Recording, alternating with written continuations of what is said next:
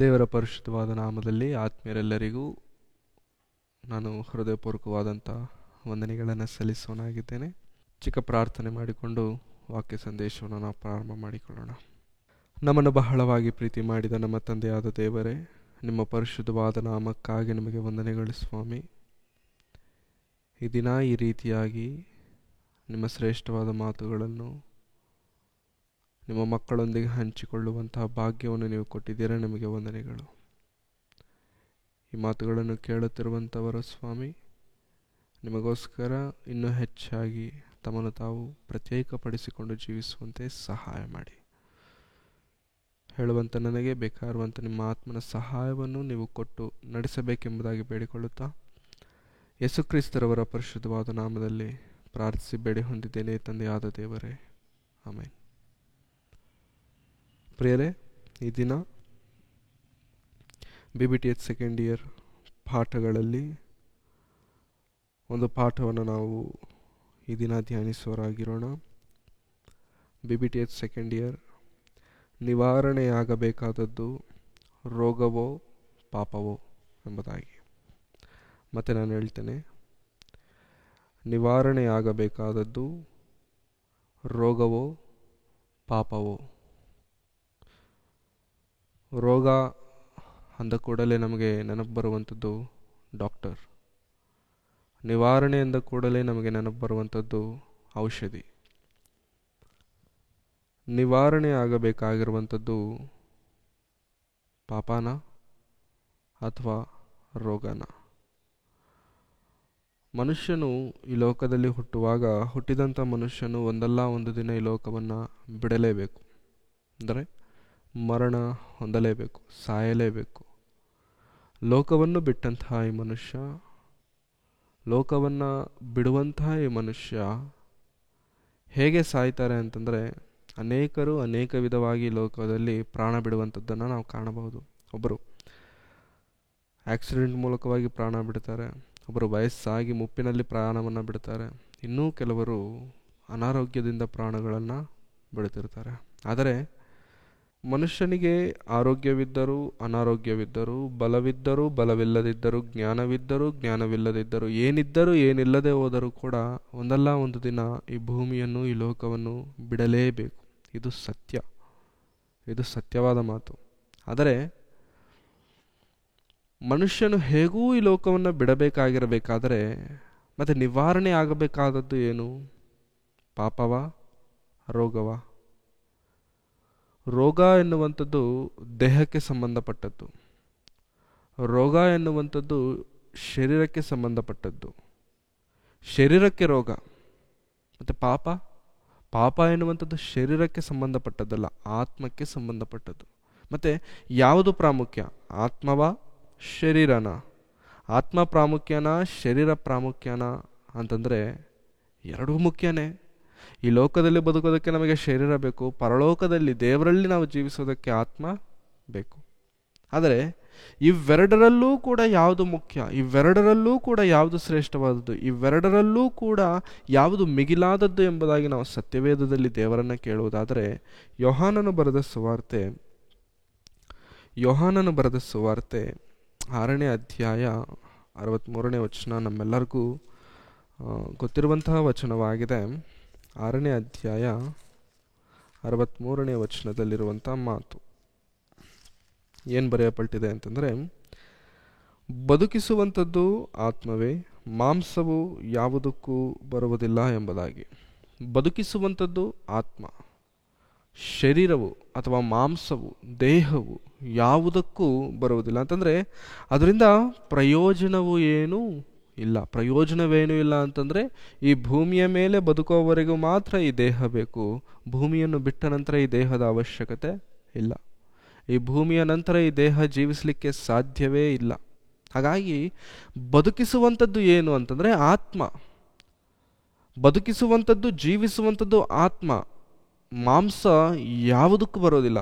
ರೋಗ ಎನ್ನುವಂಥದ್ದು ಮಾಂಸಕ್ಕೆ ಸಂಬಂಧಪಟ್ಟದ್ದು, ರೋಗ ಎನ್ನುವಂಥದ್ದು ಶರೀರಕ್ಕೆ ಸಂಬಂಧಪಟ್ಟದ್ದು. ಶರೀರಕ್ಕೆ ಸಂಬಂಧಪಟ್ಟಂತಹ ಈ ರೋಗ ಏನಾದರೂ ಇದೆಯಲ್ಲ, ಈ ರೋಗ ಶರೀರದೊಂದಿಗೆ ಮಣ್ಣಿಗೆ ಹೋಗುತ್ತೆ. ಫಾರ್ ಎಕ್ಸಾಂಪಲ್, ಕ್ಯಾನ್ಸರ್ ಬಂದಿದೆ, ದುಡ್ಡು ಖರ್ಚು ಮಾಡಿ, ಹಣ ಖರ್ಚು ಮಾಡಿ, ಬಹಳ ವೆಚ್ಚ ಮಾಡಿ, ಎಲ್ಲ ಮಾಡಿ ಆ ಕ್ಯಾನ್ಸರ್ ಏನಾದರೂ ರೋಗ, ಕಾಯಿಲೆ ಇದೆಯಲ್ಲ ಅದನ್ನು ವಾಸಿ ಮಾಡಿಕೊಂಡ್ರು. ವಾಸಿ ಆಯಿತು.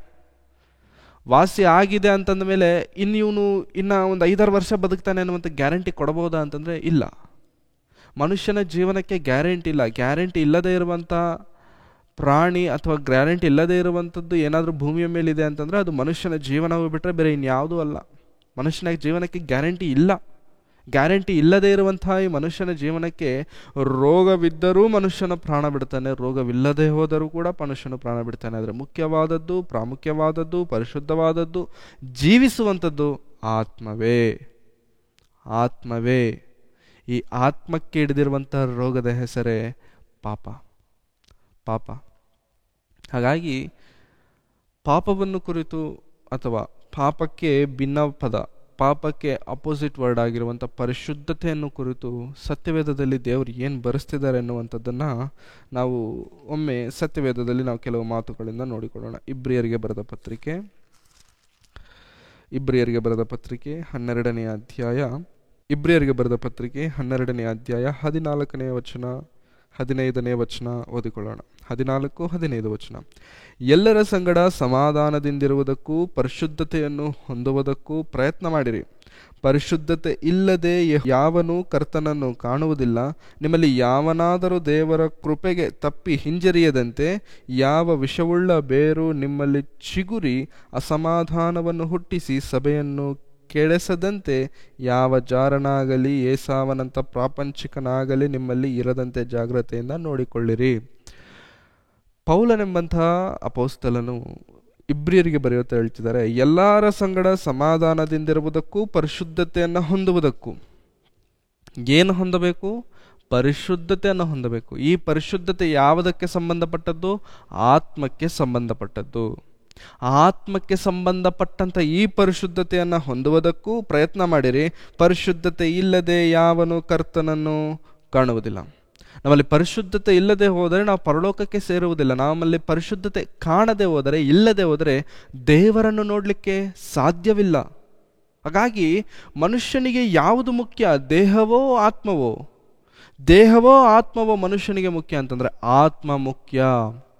ದೇವರ ಬಳಿಗೆ ಸೇರುವಂತಹ ಆತ್ಮವು ಮುಖ್ಯ. ದೇವರನ್ನು ಕಾಣುವಂತಹ ಆ ಲೋಕವು ಮುಖ್ಯ. ಆ ಲೋಕಕ್ಕೆ ಸೇರುವಂಥ ಆತ್ಮವೇ ಪ್ರಾಮುಖ್ಯ.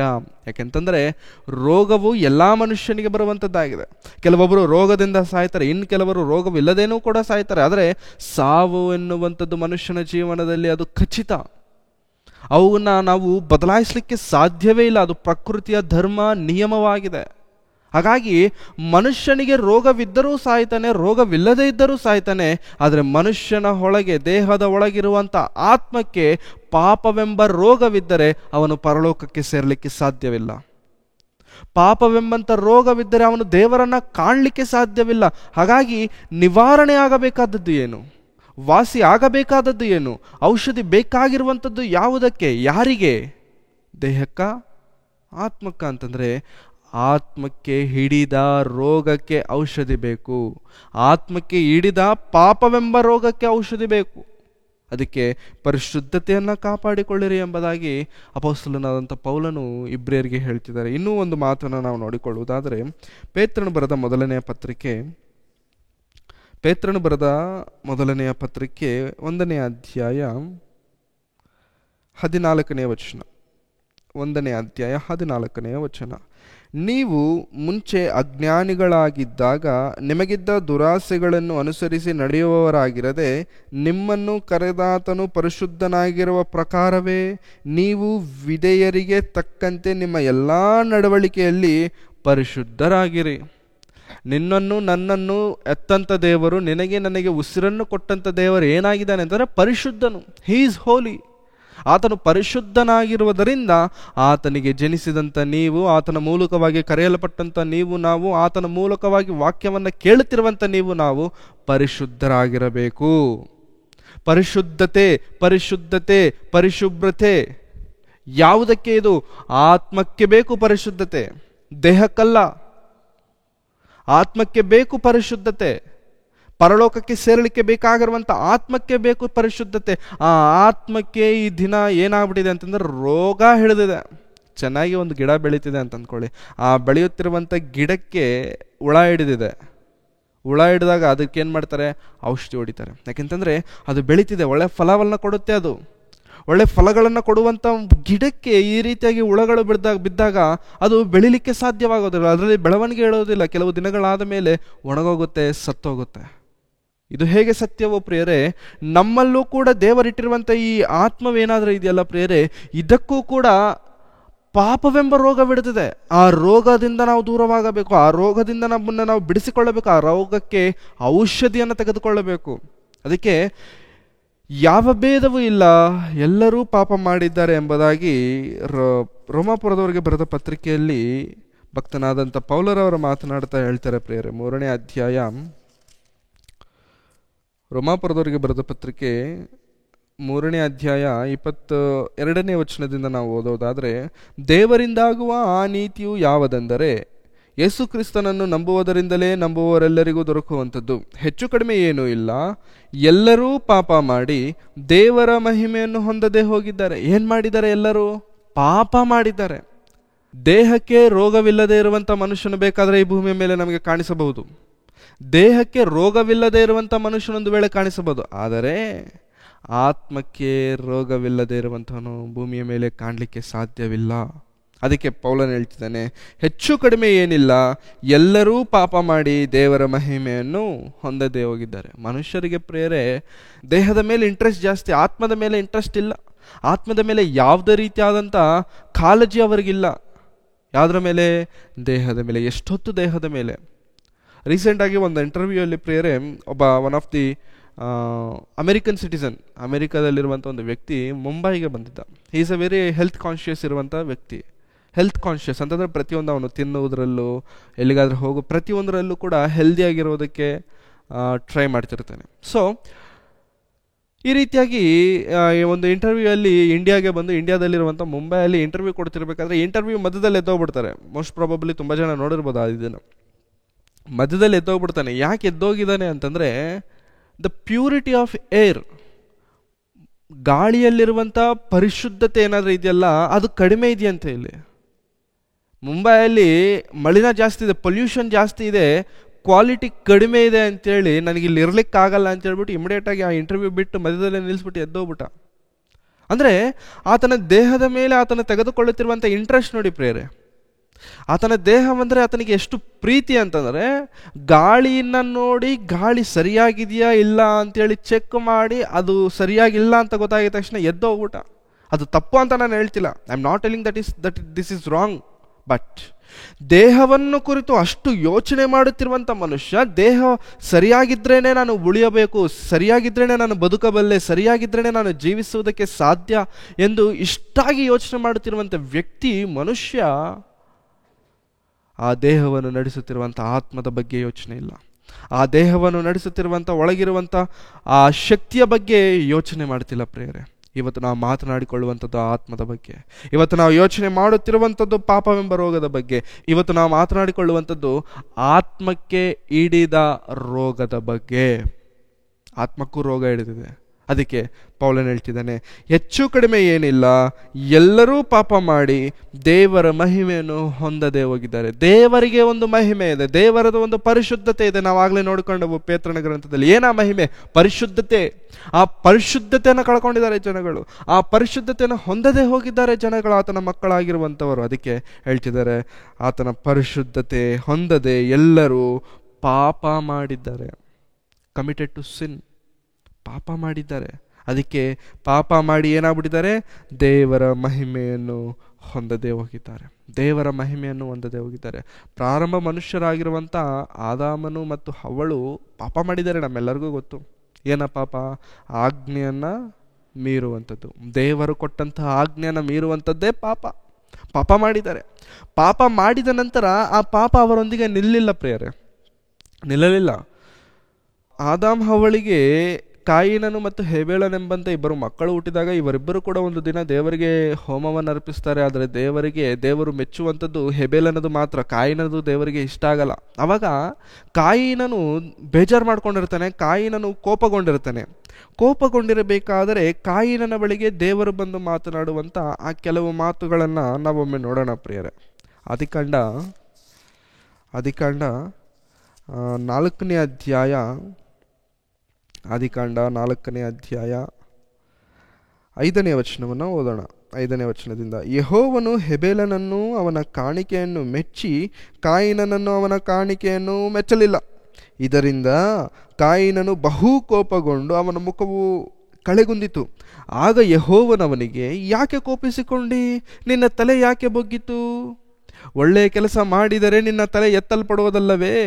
ಅಲ್ಲದಿದ್ದರೆ ಪಾಪವು ನಿನ್ನನ್ನು ಹಿಡಿಯಬೇಕೆಂದು ಬಾಗಿಲಲ್ಲಿ ಹೊಂಚಿಕೊಂಡಿರುವುದು, ಆದರೂ ನೀನು ಅದನ್ನು ವಶ ಮಾಡಿಕೊಳ್ಳಬೇಕೆಂದು ಹೇಳಿದನು. ದೇವರು ಕಾಯಿನನಿಗೆ ಕೊಡುತ್ತಿರುವಂಥ ಹಿತೋಪದೇಶ ಅಥವಾ ಒಳ್ಳೆಯ ಸಂದೇಶವೇನಂತಂದರೆ, ಕಾಯಿನನೇ, ನೀನೊಂದು ವೇಳೆ ಒಳ್ಳೆಯ ಕೆಲಸ ಮಾಡಿದಿದ್ರೆ ನಿನ್ನ ತಲೆ ಎತ್ಕೊಳ್ತಿದ್ದಲ್ಲ. ನೀನು ಒಳ್ಳೆ ಕೆಲಸ ನಿಜವಾಗ್ಲೂ ಮಾಡಿದಿದ್ರೆ ನಿನ್ನ ತಲೆ ಎತ್ಕೊಳ್ತಿದ್ದೆ. ಇವಾಗ ನೀನು ಯಾಕೆ ನಿನ್ನ ತಲೆ ತಗ್ಗಿಸ್ಕೊಂಡಿದ್ಯಾ? ನೀನು ಯಾವಾಗಾದರೆ ಪಾಪ ಮಾಡುವಂಥದ್ದು ಅಥವಾ ನೀನು ಯಾವಾಗಾದರೆ ತಪ್ಪು ಮಾಡುವುದು ಶುರು ಮಾಡ್ತೀಯಲ್ಲ, ಆವಾಗ ಪಾಪ ಬರುತ್ತೆ. ಎಲ್ಲಿ ನಿಂತಿದೆ ಅಂತ ಅದು? ಪಾಪವು ನಿನ್ನನ್ನು ಹಿಡಿಯಬೇಕೆಂದು ಬಾಗಿಲಲ್ಲಿ ಹೊಂಚಿಕೊಂಡಿದೆ. ಅದು ರೆಡಿಯಾಗಿದೆ, ಸಿದ್ಧವಾಗಿದೆ. ಯಾಕೆ? ಹಾಳು ಮಾಡಲಿಕ್ಕೆ. ಯಾಕೆ? ದೇವರಿಂದ ದೂರ ಮಾಡಲಿಕ್ಕೆ. ಏನು ರೆಡಿಯಾಗಿದೆ? ಪಾಪವು. ಭಯಂಕರವಾದದ್ದು ಪ್ರಿಯರೇ ಪಾಪ. ದೇವರಿಂದ ತನ್ನ ಮಕ್ಕಳಾಗಿರುವಂಥ ನಮ್ಮನ್ನು ದೂರ ಮಾಡುವಂಥದ್ದು ಪಾಪ. ದೇವರಿಗೆ ವ್ಯತಿರೇಕವಾಗಿ ಜೀವಿಸುವಂತೆ ಮಾಡುವಂಥದ್ದು ಪಾಪ. ಇಂತಹ ಪಾಪವು ಕಾಯಿನನನ್ನು ಆವರಿಸಿಕೊಂಡಿತು. ಪ್ರಿಯರೇ, ಪಾಪಕ್ಕಿರುವಂಥ ಲಕ್ಷಣವೇನೋ ಗೊತ್ತಾ? ಅದು ಒಂದೇ ಜಾಗದಲ್ಲಿ ಇರಲ್ಲ. ಪಾಪಕ್ಕಿರುವಂಥ ಗುಣ ಏನೋ ಗೊತ್ತಾ ಪ್ರಿಯರೇ? ಅದು ಒಂದೇ ಜಾಗದಲ್ಲಿರಲ್ಲ, ಅದು ಹರಡುತ್ತೆ. ಹೇಗೆ ಅಂತಂದರೆ, ಕೊರೋನಾ ಬಂದಿತ್ತಲ್ಲ ಪ್ರಿಯರೇ, ಕೊರೋನಾ ಬಂದಾಗ ಎಲ್ಲರೂ ಕೂಡ ಮಾಸ್ಕ್ ಹಾಕ್ಕೊಳ್ತಿದ್ರು, ಗ್ಲೌಸ್ ಹಾಕ್ಕೊಳ್ತಿದ್ರು, ಸ್ಯಾನಿಟೈಸರ್ ಯೂಸ್ ಮಾಡ್ತಿದ್ರು. ಏನಕ್ಕೆ ಅಂತಂದರೆ, ಮಾಸ್ಕ್ ಹಾಕ್ಕೊಂಡಿಲ್ಲ ಅಂತಂದರೆ ಗಾಳಿಯ ಮೂಲಕವಾಗಿ ಬಂದ್ಬಿಡುತ್ತೆ ಅಂತ. ಸ್ಯಾನಿಟೈಸರ್ ಯೂಸ್ ಮಾಡಿಲ್ಲ ಅಂತಂದರೆ, ಎಲ್ಲಾದರೂ ನಾವು ಮುಟ್ಟಿದಾಗ ರೋಗವಿದ್ದಂಥವ್ರು ಏನಾದರೂ ಅಲ್ಲಿ ನಾವು ಮುಟ್ಟಿದಿದ್ರೆ ಅದನ್ನೊಂದು ವೇಳೆ ಮುಟ್ಟಿದ್ರೆ ಅದರಿಂದ ರೋಗ ಬಂದ್ಬಿಡುತ್ತೆ ಅಂತ. ಅಂದರೆ ಇದೆಲ್ಲ ಏನು ಅಂಟ್ರೋಗ ಅಂತಾರೆ, ಇದನ್ನು ವೈರಲ್ ಅಂತಾರೆ. ಸೊ ಪಾಪವು ಕೂಡ ಎಂಥದ್ದು ಗೊತ್ತಾ ಪ್ರಿಯರೇ? ಅದು ಒಂದೇ ಕಡೆ ನಿಲ್ಲುವಂಥದ್ದಲ್ಲ, ಹರಡುತ್ತೆ. ಅದು ಒಬ್ಬರ ಜೊತೆಗೆ ನಿಲ್ಲುವಂಥದ್ದು ಪಾಪವಾಗಿದ್ದಿದ್ರೆ ಆದಾಮ್ ಹವ್ವಳ ಜೊತೆಗೆ ಪಾಪ ನಿಂತೋಗ್ಬೇಕಿತ್ತು. ಒಬ್ಬರ ಜೊತೆಗೆ ಪಾಪ ನಿಂತೋಗುವಂಥದ್ದಾಗಿದ್ದಿದ್ರೆ ಕಾಯಿನನ ಜೊತೆಗೆ ಅದು ನಿಂತೋಗಬೇಕಾಗಿತ್ತು. ಕಾಯಿನನ ಜೊತೆಗೆ ಅದು ನಿಲ್ಲಲಿಲ್ಲ. ಕಾಯಿನನ ಮೂಲಕವಾಗಿ ಅದು ನಿಲ್ಲಲಿಲ್ಲ. ಅದು ಹರಡಿತು, ಬೆಳೆಯಿತು, ಜನಾಂಗವನ್ನು ಅದು ಪಾಪದಲ್ಲಿ ಬೀಳಿಸಿತು. ಪಾಪಕ್ಕಿರುವಂಥ ಶಕ್ತಿ ಬಹಳ ದೊಡ್ಡದು ಪ್ರಿಯರೇ. ನಾವು ಅಂದುಕೊಳ್ಳುತ್ತೇವೆ ಪಾಪ ಬಹಳ ಬಲಹೀನವಾದದ್ದು, ಅಥವಾ ನನಗೆ ವಾಕ್ಯ ಚೆನ್ನಾಗಿ ಗೊತ್ತಿದೆ, ನಾನು ವಾಕ್ಯದಲ್ಲಿ ಪಠಿಂಗನು ನಾನು ಅಂತ ನಾವು ಅಂದುಕೊಳ್ತೇವೆ. ನೋ, ಪಾಪಕ್ಕೆ ಹೇಳಬೇಕು ಅಂತಂದರೆ ಬಲ ಜಾಸ್ತಿ. ನಾವು ಅಂದುಕೊಳ್ಳುವುದಕ್ಕಿಂತ ಬಲ ಜಾಸ್ತಿ. ಅದಕ್ಕೆ ನಾವು ಎಷ್ಟು ಬಲ ಇದೆ ಅಂತ ನಾವು ಅಂದುಕೊಳ್ತೇವೆ ಅದಕ್ಕಿಂತ ಸ್ವಲ್ಪ ಜಾಸ್ತಿನೇ. ಹಾಗಾಗಿ ಅಷ್ಟು ಪವರ್ಫುಲ್ ಆಗಿರುವಂಥ ಪಾಪವನ್ನು ಜಯಿಸಬೇಕಾಗಿರುವಂಥದ್ದು ಯಾವುದರಿಂದ, ಅದನ್ನು ನಾವು ಮುಂದಿನ ಭಾಗದಲ್ಲಿ ನಾವು ನೋಡಿಕೊಳ್ಳೋಣ. ಆದರೆ ಈ ಪಾಪವೆನ್ನುವಂಥದ್ದು ಒಂದು ಜಾಗದಲ್ಲಿ ನಿಲ್ಲುವಂಥದ್ದಲ್ಲ, ಹರಡುತ್ತೆ, ಜೊತೆಗಿರುವವರನ್ನು ಹಾಳು ಮಾಡುತ್ತೆ, ಜೊತೆಗಿರುವವರನ್ನ ಪಾಪದಲ್ಲಿ ಬೆಳೆಸುತ್ತೆ. ನಾವು ರೋಗದಲ್ಲಿ ಬಿದ್ದಿದ್ದೇವೆ, ಹೌದಾ? ರೋಗದಲ್ಲಿ ಬಿದ್ದಂಥ ನಾವು ಸೈಲೆಂಟಾಗಿ ಮನೇಲಿ ಕೂತ್ಕೊಂಡು ಹೆಂಗೋ ಜೀವನ ಹಿಂಗೆ ಕಳೆದ್ಬಿಟ್ಟು ಸತ್ತೋಗಿದ್ರೆ ಚೆನ್ನಾಗಿರ್ತಿತ್ತು. ರೋಗದಲ್ಲಿದ್ದಂಥ ಇವರು ಮನೇಲಿದ್ದಿರೋ ಊರೆಲ್ಲ ಓಡಾಡ್ಬಿಟ್ಟು ಮಿಗದವ್ರೆಲ್ಲರಿಗೂ ರೋಗ ಹಚ್ಬಿಟ್ರು ಅಂತ ಅಂದ್ಕೊಳ್ಳಿ, ಹೆಂಗಿರುತ್ತೆ? ಒಬ್ಬ HIV ಇರುವಂಥ ಒಬ್ಬ ಸ್ತ್ರೀ ಇದ್ಲಂತ. HIV ಏಡ್ಸ್ ಗೊತ್ತಲ್ಲ. ನನಗೆ ಯಾಕೆ ಈ ರೋಗ ಬರಬೇಕು, ನನ್ನೊಬ್ಬಳೇ ಯಾಕೆ ಸಾಯಬೇಕು ಅಂತೇಳ್ಬಿಟ್ಟು ಸುಮಾರು ಜನಕ್ಕೆ ಆ ರೋಗ ಅಂಟಿಸ್ಬಿಟ್ಲ. ಆ ಹುಡುಗಿ ಸುಮಾರು ಜನಕ್ಕೆ ಆ ರೋಗ, ಅವ್ರಿಗೆಲ್ಲ ಗೊತ್ತಾಗಿರುವಂಥದ್ದು ಬಹಳ ತಡ ಆಗಿ ಗೊತ್ತಾಯಿತು, ನನಗೂ HIV ಆಗಿದೆ, ನನಗೂ ಏಡ್ಸ್ ಆಗಿದೆ ಅಂತೇಳಿ. ಆ ಅಮ್ಮನಿಗೇನು ಏನು ಯಾವ ಉದ್ದೇಶದಿಂದ ಆ ರೋಗ ಅಂಟಿಸಿದ್ಲು ಅಂತಂದರೆ, ನಾನೊಬ್ಬಳೇ ಯಾಕೆ ಸಾಯಬೇಕು, ಈ ರೋಗ ನನಗೊಬ್ಳಿಗೆ ಯಾಕೆ ಇರಬೇಕು. ಪಾಪ ಕೂಡ ಅಷ್ಟೇ ಪ್ರಿಯರೇ, ನಾನೊಬ್ಬನೇ ಯಾಕೆ ಹಾಳಾಗಬೇಕು, ಜೊತೆಗಿರುವವರನ್ನು ಹಾಳು ಮಾಡೋಣ, ಜೊತೆಗಿರುವವರನ್ನು ನಾಶ ಮಾಡೋಣ. ಆ ರೀತಿ ಕಾಯಿನನ ಜೊತೆಗೆ ನಿಲ್ಲಲಿಲ್ಲ ಪ್ರಿಯರೇ. 13ನೇ ಅಧ್ಯಾಯ, ಆದಿಕಾಂಡ 13ನೇ ಅಧ್ಯಾಯಕ್ಕೆ ಬರೋಷ್ಟರಲ್ಲಿ ಪ್ರಿಯರೇ, 13ನೇ ಅಧ್ಯಾಯ 13ನೇ ವಚನ, ಆದರೆ ಸೊದೋಮ್ ಪಟ್ಟಣದವರು ದುಷ್ಟರು, ಯೆಹೋವನಿಗೆ ಮಹಾಪರಾಧಿಗಳಾಗಿದ್ದರು. ಮಹಾಪರಾಧಿಗಳೂ ಆಗಿದ್ದರು. ಒಂದು ಪಟ್ಟಣವೇ ದೇವರಿಗೆ ವ್ಯತಿರೇಕವಾಗಿ ನಿಂತಿದೆ. ಒಂದು ಪಟ್ಟಣವೇ ಪಾಪ ಮಾಡುವಂಥದ್ದಾಗಿ ನಿಂತಿದೆ. ಒಂದು ಪಟ್ಟಣವೇ ರೋಗದಿಂದ ನರಳಾಡ್ತಿದೆ. ಯಾವ ರೋಗ? ಪಾಪವೆಂಬಂಥ ರೋಗದಿಂದ. ಒಂದು ಪಟ್ಟಣವೇ ದೇವರಿಂದ ದೂರ ಆಗ್ತಿದೆ. ಇದು ದೇಹಕ್ಕೆ ಬರುವಂಥ ರೋಗಕ್ಕಿಂತ ಬಹಳ ಭಯಂಕರವಾದದ್ದು. ಈ ದೇಹಕ್ಕೆ ಸಂಭವಿಸುವಂಥ ರೋಗಕ್ಕಿಂತ ಬಹಳ ಭಯಂಕರವಾದಂಥದ್ದು ಪಾಪವೆಂಬಂಥ ಈ ರೋಗ. ಮನುಷ್ಯನಿಗೆ ಹೋಗಬೇಕಾಗಿರುವಂಥದ್ದು ದೇಹಕ್ಕೆ ಸಂಬಂಧಪಟ್ಟಂಥ ರೋಗವಲ್ಲ ಪ್ರಿಯರೇ. ಮನುಷ್ಯನಿಗೆ ಹೋಗಬೇಕಾಗಿರುವಂಥದ್ದು ಆತ್ಮಕ್ಕೆ ಸಂಬಂಧಪಟ್ಟಂತಹ ರೋಗ, ಆತ್ಮಕ್ಕೆ ಹಿಡಿದಂಥ ರೋಗ, ಪಾಪವೆಂಬ ರೋಗ, ಭಯಂಕರವಾದ ರೋಗ. ಅನೇಕರು ದೇಹಕ್ಕೆ ಹಿಡಿದಿರುವಂಥ ರೋಗವನ್ನು ನೋಡಿಕೊಂಡು ದೇಹದ ಮೇಲೆ ಹೆಚ್ಚಾದಂಥ ಪ್ರಾಧಾನ್ಯತೆಯನ್ನು ಕೊಡ್ತಿದ್ದಾರೆ ಹೊರತು ಆತ್ಮದ ಬಗ್ಗೆ ಯೋಚನೆಯಾಗಲಿ, ಚಿಂತೆಯಾಗಲಿ, ಕಾಳಜಿ ಆಗಲಿ ಯಾರಿಗೂ ಇಲ್ಲ. ಯಾವಾಗ ನೋಡಿದ್ರು ಏನು ತಿನ್ನಬೇಕು, ಏನು ಕುಡಿಯಬೇಕು ಎಂಬುದಾಗಿ ಸ್ವಂತ ದೇಹವನ್ನು ಕುರಿತು, ಸ್ವಂತ ಜೀವನವನ್ನು ಕುರಿತು ಮಾತನಾಡಿಕೊಳ್ಳುತ್ತಿದ್ದಾರೆ ಹೊರತು ನನಗಂತೂ ಒಂದು ಆತ್ಮವಿದೆ, ಆ ಆತ್ಮವು ಈ ಲೋಕವನ್ನು ಬಿಟ್ಟ ನಂತರ ಎಲ್ಲಿಗೆ ಹೋಗುತ್ತೆ ಎನ್ನುವಂಥ ಯೋಚನೆ ಆಗಲಿ ಮನುಷ್ಯನಿಗಿದೆಯಾ? ಅಲ್ಲಿವರೆಗೂ ಬೇಡ ಪ್ರಿಯರೇ. ಕ್ರೈಸ್ತರಿಗಿದೆಯಾ? ದೇವರನ್ನು ನಂಬಿದಂಥ ಮಕ್ಕಳಿಗಿದೆಯಾ? ಸತ್ಯವೇದವನ್ನು ಓದುತ್ತಿರುವಂಥ ದೇವರ ಮಕ್ಕಳಿಗಿದೆಯಾ ಅಂತ ಆಲೋಚನೆ? ದೇಹಕ್ಕೆ ಏನಾದರೂ ಸ್ವಲ್ಪ ಕೆಮ್ಮು ಬಂದರೆ, ನೆಗಡಿ ಬಂದ್ರೇ ಇಮಿಡಿಯೇಟಾಗಿ ಹಾಸ್ಪಿಟ್ಲಿಗೆ ಹೋಗ್ತೀವಲ್ವಾ? ರಾತ್ರಿ ಮಲಗಬೇಕಾದ್ರೆ ಎದೆ ಹತ್ರ ಏನಾದರೂ ಚಿಕ್ಕ ನೋವು ಬಂದ್ರೇ ನಾಳೆ ಬೆಳಿಗ್ಗೆ ಎದ್ದುಬಿಟ್ಟು ಇಮಿಡಿಯೇಟಾಗಿ ಹಾಸ್ಪಿಟ್ಲಿಗೆ ಹೋಗ್ಬಿಡ್ತೀವಲ್ವಾ? ನೋವು ಬಂದಿದೆ ಅಂತೇಳಿ, ಜ್ವರ ಬಂದಿದೆ ಅಂತೇಳಿ. ಮತ್ತು ಆತ್ಮವೂ ಕೂಡ ಹಾಳಾಗುತ್ತಲ್ವ ಪಾಪ ಬಂದಾಗ? ಆತ್ಮವೂ ಕೂಡ ದೇವರಿಂದ ದೂರ ಆಗುತ್ತಲ್ವ ಪಾಪ ಬಂದಾಗ? ಆತ್ಮವೂ ಕೂಡ ಪ್ರಾರ್ಥನೆ ಮಾಡುವುದು ಬಿಟ್ಟು ಬಿಡುತ್ತಲ್ಲ ರೋಗ ಬಂದಾಗ, ಪಾಪ ಬಂದಾಗ? ಮತ್ತು ಅಂಥದ್ದನ್ನು ತಿಳಿದಂಥ ಕ್ರೈಸ್ತರಾಗಿರುವಂಥ ನೀವು ನಾವು ಆ ಪಾಪವೆಂಬಂಥ ರೋಗವನ್ನು ನಮ್ಮ ದೇಹದೊಳಗಿಂದ, ಆತ್ಮದೊಳಗಿಂದ ದೂರ ಮಾಡಿಕೊಳ್ಳಿಕ್ಕೆ ಎಷ್ಟರವರೆಗೂ ಪ್ರಯತ್ನಿಸ್ತಿದ್ದೇವೆ? How much we are trying? ನಿಜವಾಗ್ಲೂ ಪ್ರಿಯರೇ, ಸೊದೋಮ್ ಪಟ್ಟಣವು ದೇವರಿಗೆ ವ್ಯತಿರೇಕವಾಗಿ, ದೇವರ ದೃಷ್ಟಿಯಲ್ಲಿ ಅಪರಾಧಿಗಳಾಗಿ ನಿಂತಿದ್ದಾರಂತೆ.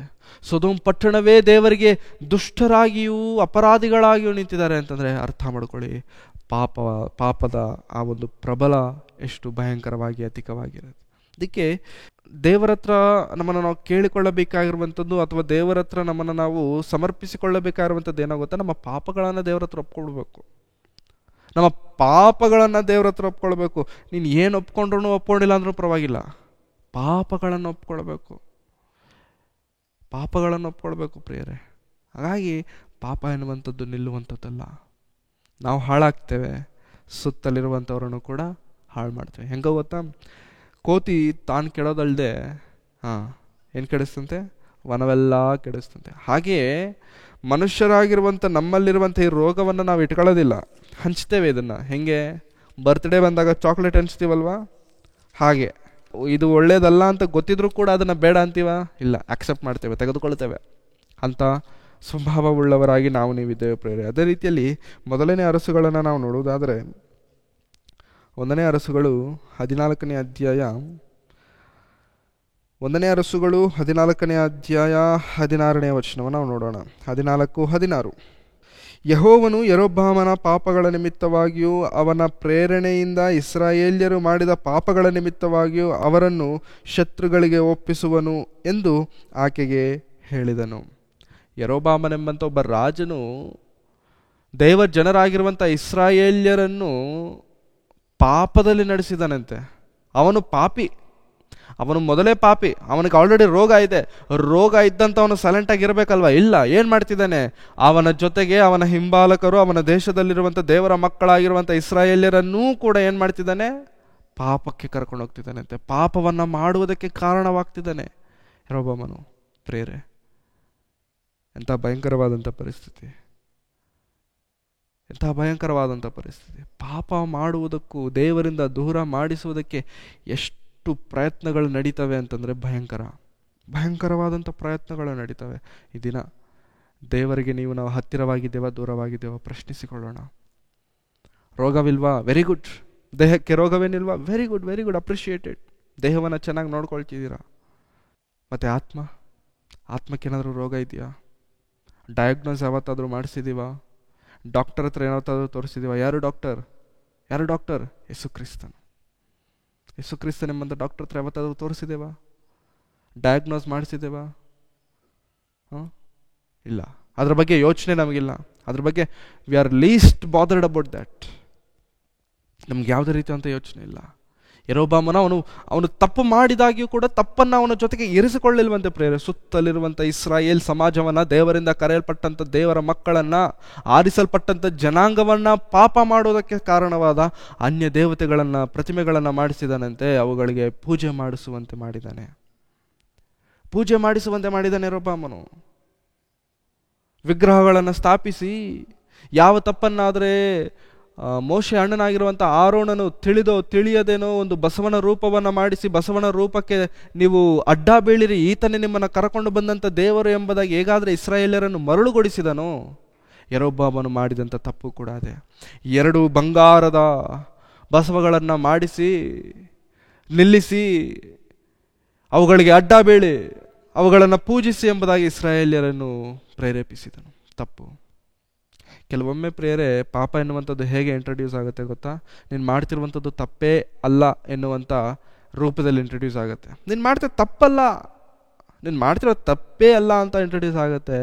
ಆಮೇಲೆ ಪಾಪ ಮಾಡಿದ ನಂತರ ಗೊತ್ತಾಗುತ್ತೆ, ನಾನು ದೊಡ್ಡ ತಪ್ಪು ಮಾಡಿಬಿಟ್ಟಿದ್ದೇನೆ, ದೊಡ್ಡ ಪಾಪ ಮಾಡಿಬಿಟ್ಟಿದ್ದೇನೆ. ಪ್ರಿಯ ದೇವರ ಮಕ್ಕಳೇ, ಮನುಷ್ಯನಿಗೆ ರೋಗವಿದ್ದರೂ ಇಲ್ಲದೇ ಇದ್ದರೂ ಅದು ದೊಡ್ಡ ವಿಷಯನೇ ಅಲ್ಲ ಪ್ರಿಯರೇ. ಹೌದು, ಈ ಭೂಮಿಯ ಮೇಲೆ ಇರುವ ದಿನದವರೆಗೂ ನರಳಾಟ ಇರುತ್ತೆ. ಹೌದು, ಇದು ಭೂಮಿಯ ಮೇಲೆ ಇರುವ ದಿನದವರೆಗೂ ಸಂಕಟ ಇರುತ್ತೆ, ದುಃಖ ಇರುತ್ತೆ, ನಮಗೂ ಇರುತ್ತೆ, ನಮ್ಮ ಸುತ್ತಲಿರೋರಿಗೂ ಇರುತ್ತೆ. Yes, I will agree with that. But ಬಿಟ್ಟ ನಂತರ, ಪ್ರಾಣ ಕಳೆದ ನಂತರ, ಪ್ರಾಣ ಹೋದ ನಂತರ ಏನಾಗುತ್ತೆ ಯಾವತ್ತಾದ್ರೂ ಯೋಚನೆ ಮಾಡಿದ್ದೀರಾ? ನರಕ ಎಂಬಂಥ ಒಂದು ಲೋಕವಿದೆ. ಆ ಲೋಕಕ್ಕೆ ಹೋದರೆ, ಆ ಲೋಕಕ್ಕೆ ಸೇರಿದರೆ ಮನುಷ್ಯನು ಉಳಿಲಿಕ್ಕೆ ಸಾಧ್ಯವಿಲ್ಲ. ಇಲ್ಲಾದರೂ ಒಂದಲ್ಲ ಒಂದು ದಿನ ಸಾಯ್ತೀವಿ. ಭೂಮಿಯ ಮೇಲಾದರೂ ರೋಗದಿಂದ ಒಂದಲ್ಲ ಒಂದು ದಿನ ಸಾಯ್ತೀವಿ. ನರಕದಲ್ಲಿ ಸಾವು ಎನ್ನುವಂಥದ್ದು ಇರೋದಿಲ್ಲ, ನರಕದಲ್ಲಿ ಕೊನೆ ಎನ್ನುವಂಥದ್ದು ಇರೋದಿಲ್ಲ. ಅದನ್ನು ಒಂದ್ಸತಿ ಯೋಚನೆ ಮಾಡಿದ್ರೆ ಅದರ ಮುಂದೆ ಈ ರೋಗ ಎಂಥದ್ದೂ ಅಲ್ಲ. ಅದರ ಮುಂದೆ ಈ ರೋಗ, ಈ ದೇಹಕ್ಕೆ ಬಂದಿರುವಂಥ ರೋಗ ಎಂಥದ್ದೂ ಅಲ್ಲ. ಪಾಪ ರೋಗ ಬಹಳ ಭಯಂಕರವಾದದ್ದು. ಈ ಲೋಕದಲ್ಲಿರುವವರೆಗೂ ಕೂಡ ಈ ಪಾಪ ಬಹಳ ಅದ್ಭುತವಾಗಿರುತ್ತೆ. ಕಣ್ಣು ಮುಚ್ಚಿದ ತಕ್ಷಣ ಪಾಪದ ರೋಗದ ಸೈಡ್ ಎಫೆಕ್ಟ್ ಗೊತ್ತಾಗುತ್ತೆ, ಅದರ ಎಫೆಕ್ಟ್ ಏನೆನ್ನುವಂಥದ್ದು ನಮಗೆ ಗೊತ್ತಾಗುತ್ತೆ. ಈ ಭೂಮಿಯ ಮೇಲೆ ಬದುಕೋವರೆಗೂ ಏನೂ ಅನಿಸಲ್ಲ ಪ್ರಿಯರೇ, ಚೆನ್ನಾಗೇ ಇರ್ತೇವೆ, ಒಳ್ಳೆ ಮನೆಯಲ್ಲೇ ಇರ್ತೇವೆ, ಬಿಂದಾಸಾಗಿ ಜೀವಿಸ್ತಿರ್ತೇವೆ. ಯಾವಾಗ ಗೊತ್ತಾಗುತ್ತೆ? ಕಣ್ಣು ಮುಚ್ಚಿದ ಮರುಕ್ಷಣ, ಕಣ್ಣು ಮುಚ್ಚಿ ಕಣ್ಣು ತೆರೆದಾಗ ಗೊತ್ತಾಗುತ್ತೆ, ನಾನು ತಪ್ಪು ಮಾಡಿದೆ, ನಾನು ಪಾಪ ಮಾಡಿದೆ, ಇಷ್ಟು ದಿನ ನಾನು ಮಾಡಿದ್ದು ತಪ್ಪಲ್ಲ. ಭೋಗ ಪುರುಷನ ಪರಿಸ್ಥಿತಿ ಅದೇ ತಾನೇ ಪ್ರಿಯರೇ. ಕಣ್ಣು ತೆರೆದ ತಕ್ಷಣ ಎಲ್ಲ ಗೊತ್ತಾಗ್ತಿದೆ. ಏನಾಯ್ತಿದೆ ಅಂತಂದರೆ, ತಪ್ಪು ಮಾಡಿದೆ, ನಿನಗಿಷ್ಟ ಬಂದಾಗೆ ಸುಖವನ್ನು ಅನುಭವಿಸಿದೆ, ಅದಕ್ಕೆ ಈ ಶ್ರಮೆ. ಇಲ್ಲ ಸ್ವಾಮಿ, ನನ್ನ ತಮ್ಮಂದಿರು ಕೂಡ 5 ಜನ ಇದ್ದಾರೆ ಕೆಳಗಡೆ, ದಯವಿಟ್ಟು ಲಾಜರನನ್ನು ಕಳಿಸು. ನೋ, ಧರ್ಮಶಾಸ್ತ್ರ ಇದೆಯಲ್ಲ, ವಾಕ್ಯವಿದೆಯಲ್ಲ, ಕೇಳಿ ತಿಳ್ಕೊಳ್ಳಿ. ಪ್ರವಾದಿಗಳ ಗ್ರಂಥಗಳಿದಾವಲ್ಲ, ಕೇಳಿ. ಅದನ್ನು ಕೇಳಿ ಬದಲಾಗಬೇಕೆ ಹೊರತು ಯಾರೋ ಒಬ್ಬ ಸತ್ತವರೊಳಗಿಂದ ಎದ್ದು ಹೋಗಿ ಹೇಳುವಂಥ ಪರಿಸ್ಥಿತಿಗಳು ಬರಲ್ಲ. ಈ ವಾಕ್ಯ ನಮಗೆ ಸತ್ಯವನ್ನು ತಿಳಿಸುತ್ತೆ. ಧರ್ಮಶಾಸ್ತ್ರ, ದೇವರ ವಾಕ್ಯ ನಮಗೆ ಅನೇಕ ವಿಷಯಗಳನ್ನು ತಿಳಿಸುತ್ತೆ. ಹಾಗಾಗಿ ಪ್ರಿಯರೇ, ದೇವರ ಹತ್ರ ನಮ್ಮನ್ನು ನಾವು ಒಪ್ಪಿಕೊಳ್ಳಬೇಕಾದಂಥದ್ದೇನೋ ಗೊತ್ತಾ? ನಮ್ಮ ಪಾಪಗಳನ್ನು ದೇವರ ಹತ್ರ ಒಪ್ಕೊಳ್ಬೇಕು. ಯಜ್ರನು ಕೂಡ ಪ್ರಿಯರೇ, ಯಜ್ರನ ಗ್ರಂಥವನ್ನು ನಾವು ನೋಡೋಣ ಒಂದ್ಸತಿ. ಯಜ್ರನ ಗ್ರಂಥ 10ನೇ ಅಧ್ಯಾಯ 1ನೇ ವಚನವನ್ನು ಓದೋಣ. ಯಜ್ರನು ದೇವಾಲಯದ ಮುಂದೆ ಅಡ್ಡ ಬಿದ್ದು ಅಳುತ್ತಾ ವಿಜ್ಞಾಪನೆಯನ್ನು, ಪಾಪ ನಿವೇದನೆಯನ್ನು ಮಾಡುತ್ತಿರುವಷ್ಟರಲ್ಲಿ ಇಸ್ರಾಯೇಲ್ಯರ ಗಂಡಸರು ಮಕ್ಕಳು ಮಹಾಸಮೂಹವಾಗಿ ಅವನ ಬಳಿಗೆ ಕೂಡಿಕೊಂಡರು. ಸೊ ಯಜ್ರನು ದೇವಾಲಯದ ಮುಂದೆ ಅಡ್ಡ ಬಿದ್ದು ಅಳುತ್ತಾ ವಿಜ್ಞಾಪನೆಯನ್ನು, ಪಾಪ ನಿವೇದನೆಯನ್ನು ಮಾಡುತ್ತಿರುವಷ್ಟರಲ್ಲಿ ಏನು ಮಾಡ್ತಿದ್ದಾನೆ ಯಜ್ರನು? ಅಡ್ಡ ಬೀಳ್ತಿದ್ದಾನಂತೆ. ಅಡ್ಡ ಬಿದ್ದು ಏನು ಮಾಡ್ತಿದ್ದಾನಂತೆ? ವಿಜ್ಞಾಪನೆಯನ್ನು, ಪಾಪ ನಿವೇದನೆಯನ್ನು, ಪಾಪಗಳನ್ನು ಒಪ್ಪಿಕೊಳ್ತಿದ್ದಾನೆ, ವಿಜ್ಞಾಪನೆ ಮಾಡ್ತಿದ್ದಾನೆ, ಪಾಪಗಳನ್ನು ದೇವರ ಹತ್ರ ಸಮರ್ಪಿಸಿಕೊಳ್ತಿದ್ದಾನೆ. ದೇವರೇ, ನಾವು ಮಾಡಿರುವಂಥದ್ದು ತಪ್ಪು, ಇಸ್ರಾಯೇಲರು ಮಾಡಿರುವಂಥದ್ದು ತಪ್ಪು, ನಮ್ಮನ್ನು ಕ್ಷಮಿಸು, ನಿಮ್ಮ ಹತ್ರ ನಾನು ಒಪ್ಪಿಕೊಳ್ತಿದ್ದೇನೆ ಎಂಬುದಾಗಿ ಪಾಪಗಳನ್ನು ಒಪ್ಪಿಕೊಳ್ತಿದ್ದಾರೆ. ನಾವು ದೇವರ ಹತ್ರ ಒಪ್ಪಿಕೊಳ್ಳಬೇಕಾಗಿರುವಂಥದ್ದು ಪಾಪ. ನೀನು ಎಷ್ಟೇ ಬಚ್ಚಿಟ್ರೂ ಕೂಡ ದೇವರ ಹತ್ರ ಬಚ್ಚಿಡ್ಲಿಕ್ಕಾಗಲ್ಲ. ದೇವರಿಗೆ ಮರೆಯಾಗಿ ಏನು ಇರಲಿಕ್ಕೆ ಸಾಧ್ಯವೇ ಇಲ್ಲ. ಆತನಿಗೆ ಸಮಸ್ತವು ಸ್ಪಷ್ಟವಾಗಿ ಕಾಣುತ್ತೆ. ಹಾಗಾಗಿ ದೇವರ ಹತ್ರ ನಾವು ಒಪ್ಕೊಳ್ಬೇಕಾದಂಥದ್ದು ಏನೋ ಗೊತ್ತಾ? ಪಾಪಗಳು, ನಮ್ಮ ಪಾಪ, ರಹಸ್ಯ ಪಾಪ, ನಾವು ಮಾಡುವಂಥ ಪಾಪ ಏನಾಗಿದೆ ನಮಗೆ ಗೊತ್ತು. ರಹಸ್ಯ ಪಾಪಗಳು, ಸೀಕ್ರೆಟ್ ಸಿನ್ಸ್ ಏನಿದೆ, ದೇವ್ರ ಹತ್ರ ನಾವು ಒಪ್ಕೊಳ್ಬೇಕು ಪ್ರಿಯರೇ. ಎಜ್ರನ ಅದನ್ನೇ ಮಾಡ್ತಿದ್ದಾನೆ, ಒಪ್ಪಿಕೊಳ್ತಿದ್ದಾನೆ ದೇವರ ಹತ್ರ. ಎಜ್ರನ ಮಾತ್ರವಲ್ಲ, ನೆಹೆಮ್ಯನ ಗ್ರಂಥ 1ನೇ ಅಧ್ಯಾಯ, ನೆಹೆಮ್ಯನ ಗ್ರಂಥ ಪ್ರಾರಂಭದ ಅಧ್ಯಾಯ 6ನೇ ವಚನ ಓದೋಣ. ನೆಹೆಮ್ಯನ ಗ್ರಂಥ 1ನೇ ಅಧ್ಯಾಯ 6ನೇ ವಚನ. ಕೃಪೆ ಮಾಡಿ ಕಿವಿಗೊಡಬೇಕು, ಕಟಾಕ್ಷಿಸಬೇಕು, ನಿನ್ನ ಸೇವಕನ ಪ್ರಾರ್ಥನೆಯನ್ನು ಲಾಲಿಸು. ನಾನು ಈಗ ಹಗಲಿರುಳು ನಿನ್ನ ಸನ್ನಿಧಿಯಲ್ಲಿ ನಿನ್ನ ಸೇವಕರಾದ ಇಸ್ರಾಯೇಲ್ಯರಿಗೋಸ್ಕರ ಪ್ರಾರ್ಥಿಸುತ್ತಾ ಅವರು ನಿನಗೆ ವಿರೋಧವಾಗಿ ಮಾಡಿದ ಪಾಪಗಳನ್ನು ಅರಿಕೆ ಮಾಡುತ್ತಾ ಇದ್ದೇನೆ. ನಾನು ನನ್ನ ಪೂರ್ವಿಕರು ಆ ಪಾಪಗಳಲ್ಲಿ ಪಾಲುಗಾರರು. ನೆಹೆಮ್ಯನು ಕೂಡ ಏನು ಮಾಡ್ತಿದ್ದಾನೆ ಪ್ರಿಯರೇ? ಪಾಪಗಳನ್ನು ಒಪ್ಪಿಕೊಳ್ಳುತ್ತಿದ್ದಾನೆ. ಯಾರ ಹತ್ರ? ದೇವರ ಹತ್ರ. ದೇವರ ಹತ್ರ ಪಾಪಗಳನ್ನು ಒಪ್ಪಿಕೊಳ್ಳುತ್ತಿದ್ದಾನೆ. ದೇವರೇ, ನಾವು ನನ್ನ ಜನರು ಪಾಪ ಮಾಡಿದ್ದೇವೆ, ಇಸ್ರಾಯೇಲ್ಯರು ಪಾಪ ಮಾಡಿದ್ದಾರೆ, ಆ ಪಾಪದಲ್ಲಿ ನಾವು ಕೂಡ ಪಾಲು ಹೊಂದಿದ್ದೇವೆ. ನಮ್ಮ ಪ್ರಾರ್ಥನೆಯನ್ನು ಕೇಳು, ನನ್ನ ವಿಜ್ಞಾಪನೆಯನ್ನು ಕೇಳು. ದೇವರ ಹತ್ರ ಪ್ರೇರ ಮೊಣಕಾಲಾಕಿ ಯಾವತ್ತಾದ್ರೂ ನಾವು ಈ ರೀತಿ ಪ್ರಾರ್ಥನೆ ಮಾಡಿದ್ದೇವೆ? ದೇವರೇ, ನನ್ನ ಪಾಪಗಳನ್ನು ಕ್ಷಮಿಸು, ನನ್ನ ಪಾಪಗಳನ್ನು ನಾನು ಮಾಡಿದ್ದೇನೆ ತಪ್ಪು, ನನಗೆ ಗೊತ್ತು ನಾನು ಮಾಡಿದ್ದೇನೆ ತಪ್ಪೆಂಬುದಾಗಿ. ದೇವರೇ, ನನ್ನ ಪಾಪಗಳನ್ನು, ನನ್ನ ದ್ರೋಹಗಳನ್ನು ನನ್ನಿಂದ ತೆಗೆದು ಹಾಕು, ಶುದ್ಧ ಹೃದಯವನ್ನು ನನಗೆ ದಯಪಾಲಿಸಿ. ಯಾವತ್ತಾದರೂ ಪ್ರಾರ್ಥನೆ ಮಾಡಿದ್ದೇವೆ? ನಮ್ಮ ಪ್ರಾರ್ಥನೆಗಳಲ್ಲಿ ಎಂಥದ್ದಿರುತ್ತೆ? ದೇವರೇ, ನನಗೆ ಕೊಡು, ನನಗೆ ಮಾಡು, ನನಗೆ ಅಂಥದ್ದು ಇಂಥದ್ದು, ಬರೀ ಇಂಥದ್ದೇ. ಮತ್ತು ದೇವರ ಹತ್ರ ಕೇಳಬೇಕಾರುವಂಥದ್ದು ಏನೋ ಗೊತ್ತಾ? ನಿನ್ನ ತಪ್ಪುಗಳು, ನಿನ್ನ ಅಪರಾಧಗಳು, ನಿನ್ನ ಪಾಪಗಳು ದೇವರ ಹತ್ರ ಹರಕೆ ಮಾಡಬೇಕು. ದೇವರ ಹತ್ರ ಓಪನ್ ಪುಸ್ತಕವಾಗಿ ನಾವು ಅದನ್ನು ದೇವರ ಹತ್ರ ಸಮರ್ಪಿಸುವವರಾಗಿರಬೇಕು. ಯಾಕಂದರೆ ಪಾಪವೆನ್ನುವಂಥದ್ದು ಬಹಳ ಭಯಂಕರವಾದದ್ದು. ಪಾಪವೆನ್ನುವಂಥದ್ದು ಬಹಳ ಭಯಂಕರವಾದದ್ದು. ಇನ್ನು ಹೆಚ್ಚಾದ ವಚನಗಳಿದ್ದಾವೆ, ನಾನು ಬೇಗ ಮುಗಿಸ್ಲಿಕ್ಕೆ ಪ್ರಯತ್ನಿಸ್ತೇನೆ. ಕೀರ್ತನೆಗಳ ಗ್ರಂಥ 5ನೇ ಅಧ್ಯಾಯ, ಕೀರ್ತನೆಗಳು 5ನೇ ಅಧ್ಯಾಯ 4-5 ವಚನಗಳು. ಕೀರ್ತನೆಗಳು 5ನೇ ಅಧ್ಯಾಯ 4-5 ವಚನಗಳು. ನೀನು ದುಷ್ಟತ್ವದಲ್ಲಿ ಸಂತೋಷಿಸುವ ದೇವರಲ್ಲ, ಕೆಟ್ಟದ್ದು ನಿನ್ನ ಬಳಿಯಲ್ಲಿ ತಂಗಳಾರದು. ಸೊಕ್ಕಿನವರು ನಿನ್ನ ಸನ್ನಿಧಿಯಲ್ಲಿ ನಿಲ್ಲರಾರರು, ಅಧರ್ಮಿಗಳೆಲ್ಲರೂ ನೀನು ಹಾಗೆ ಮಾಡುವಿ. ನೀನು ದುಷ್ಟತ್ವವನ್ನು ನೋಡಿ, ಕೆಟ್ಟದ್ದನ್ನು ನೋಡಿ, ಪಾಪವನ್ನು ನೋಡಿ, ದೋಷವನ್ನು ನೋಡಿ ಸಂತೋಷಿಸುವಂಥ ದೇವರಲ್ಲ ಸ್ವಾಮಿ ನೀನು. ದೇವರ ಹತ್ರ no chance, there is no chance. ಪಾಪವು ದೇವರ ಹತ್ರ ಇರಲಿಕ್ಕೆ ಸಾಧ್ಯವೇ ಇಲ್ಲ. There is no chance. ಹಾಗಾಗಿ ಪಾಪ ಮಾಡಿ ನಾವು ಪರಲೋಕಕ್ಕೆ ಹೋಗ್ತೇವೆ ಅನ್ನುವಂಥದ್ದು ಎಷ್ಟು ಮೂರ್ಖರು ನಾವು ಒಂದು ವೇಳೆ ಅಂತ ಆ ರೀತಿಯಾಗಿ ಅಂದ್ಕೊಂಡ್ರೆ. ಹಾಗಾಗಿ ಪಾಪಗಳು ನಮ್ಮಿಂದ ದೂರ ಆಗಬೇಕು. ಪಾಪವು ನಮ್ಮ ಪಾಪವೆಂಬಂತಹ ರೋಗ ನಮ್ಮಲ್ಲಿ ಇರಬಾರ್ದು ಪ್ರಿಯರೇ. ಅದಕ್ಕೆ ಯೆಶಾಯನು ಬರೆದಂಥ ಗ್ರಂಥವನ್ನು ನಾವೊಮ್ಮೆ ನೋಡೋಣ. ಯೆಶಾಯನು ಬರೆದಂಥ ಪ್ರವಾದನೆ ಗ್ರಂಥ 59ನೇ ಅಧ್ಯಾಯ. ಯೆಶಾಯನು ಬರೆದಂತಹ ಪ್ರವಾದನೆಯ ಗ್ರಂಥ 59ನೇ ಅಧ್ಯಾಯ 1-2 ವಚನಗಳು.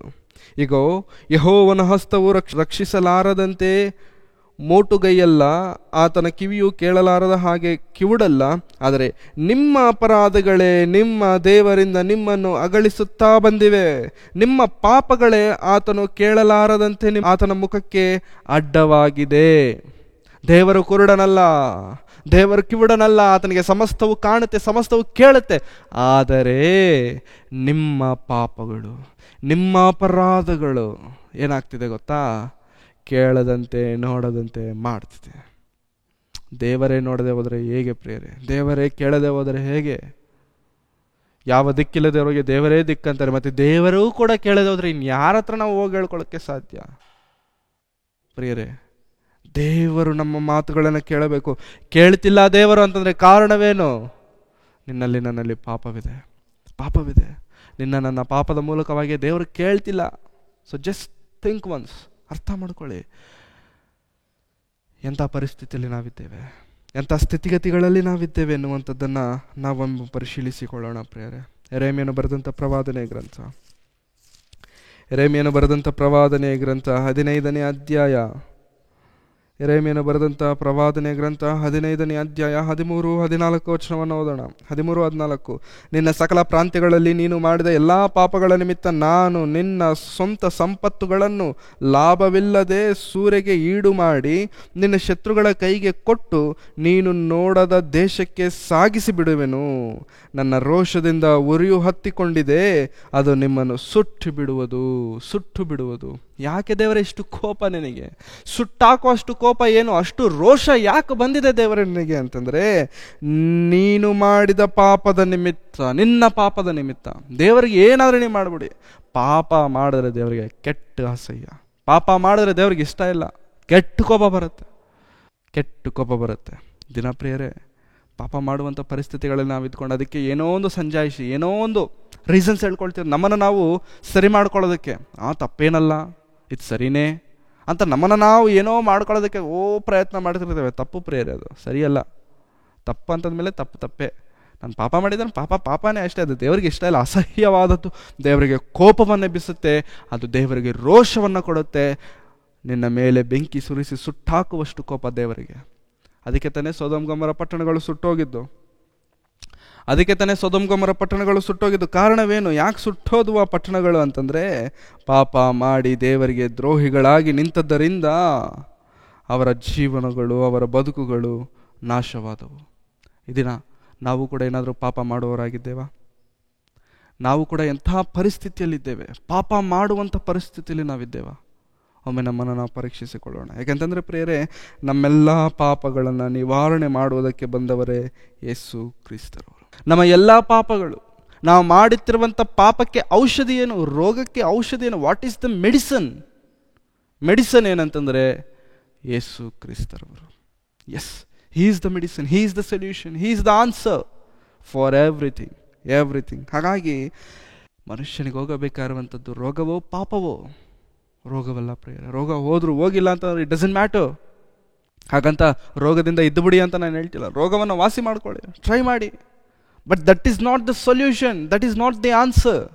What is the answer? ನಿನ್ನ ಪಾಪಗಳನ್ನು ತೊಳೆದುಕೊಳ್ಳಬೇಕು, ನಿನ್ನ ಪಾಪಗಳನ್ನು ಸರಿ ಮಾಡಿಕೊಳ್ಬೇಕು. ಇದು ಆನ್ಸರ್ ಅಂತಂದರೆ, ಮತ್ತು ಆ ಪಾಪಗಳನ್ನು ತೊಳೆದುಕೊಳ್ಳುವುದು ಹೇಗೆ? ಪಾಪ ನಿವಾರಣೆ ಆಗುವಂಥದ್ದು ಹೇಗೆ? ತಿಮೋತಿಯನಿಗೆ ಬರೆದ ಮೊದಲನೆಯ ಪತ್ರಿಕೆ 1ನೇ ಅಧ್ಯಾಯ 15ನೇ ವಚನದಲ್ಲಿ ಪೌಲನು ಮಾತನಾಡುತ್ತಾ ಹೇಳುವಂಥ ಮಾತು ನೋಡಿ ಪ್ರಿಯರೇ. ಯಾಕೆ ಯೇಸುಸ್ವಾಮಿ ಬಂದಿದ್ದಾರೆ ಅಂತಂದರೆ 1ನೇ ಅಧ್ಯಾಯ 15ನೇ ವಚನ, ಕ್ರಿಸ್ತ ಯೇಸು ಪಾಪಿಗಳನ್ನು ರಕ್ಷಿಸುವುದಕ್ಕೋಸ್ಕರ ಈ ಲೋಕಕ್ಕೆ ಬಂದನು ಎಂಬ ವಾಕ್ಯವು ನಂಬತಕ್ಕದ್ದಾಗಿಯೂ ಸರ್ವಾಂಗೀಕಾರಕ್ಕೆ ಯೋಗ್ಯಕರವಾದದ್ದಾಗಿಯೂ ಅದೇ. ಆ ಪಾಪಿಗಳಲ್ಲಿ ನಾನೇ ಮುಖ್ಯನು. ಯೇಸು ಕ್ರಿಸ್ತನು ಯಾಕೆ ಬಂದಿದ್ದಾರೆ ಅಂತ ಪ್ರಿಯರೇ? ಯಾಕೆ ಬಂದಿದ್ದಾರೆ? ಪಾಪಿಗಳನ್ನು ರಕ್ಷಿಸೋದಕ್ಕೆ. What's the medicine? ಪಾಪ ಹೋಗಬೇಕು ಅಂತಂದರೆ ಮಾರ್ಗವೇನೋ ಗೊತ್ತಾ? ಪಾಪ ನಿವಾರಣೆ ಆಗಬೇಕು, ಪಾಪ ನಿಂತೋಗ್ಬೇಕು, ನಾನು ದೇವರ ಬಳಿಗೆ ಹೋಗಬೇಕು, ನಾನು ದೇವರನ್ನು ನೋಡಬೇಕು, ಪರಲೋಕಕ್ಕೆ ಸೇರಬೇಕು. Then what to do? Here is the answer. ಇಲ್ಲಿ ಸಮಾಧಾನವಿದೆ. ಏನೋ ಗೊತ್ತಾ?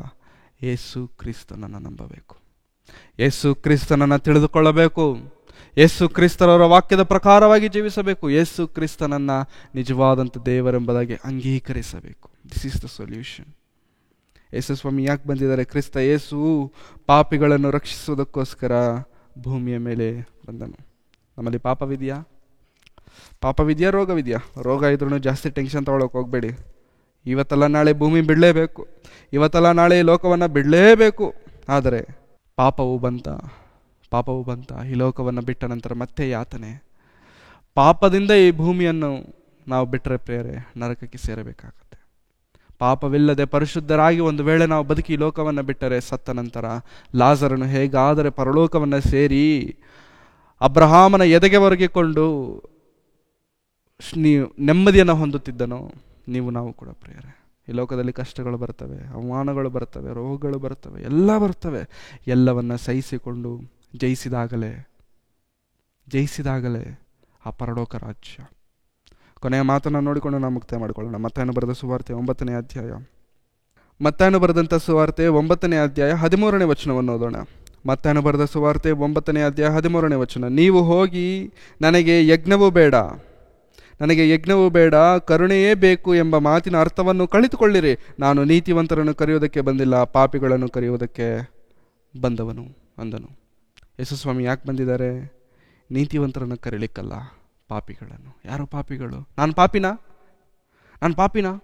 ಏನು ಬ್ರದರ್ ಅಂತ ಮಾತಂದ್ಬಿಟ್ರಿ? ನಾನು ಪಾಪಿನಾ?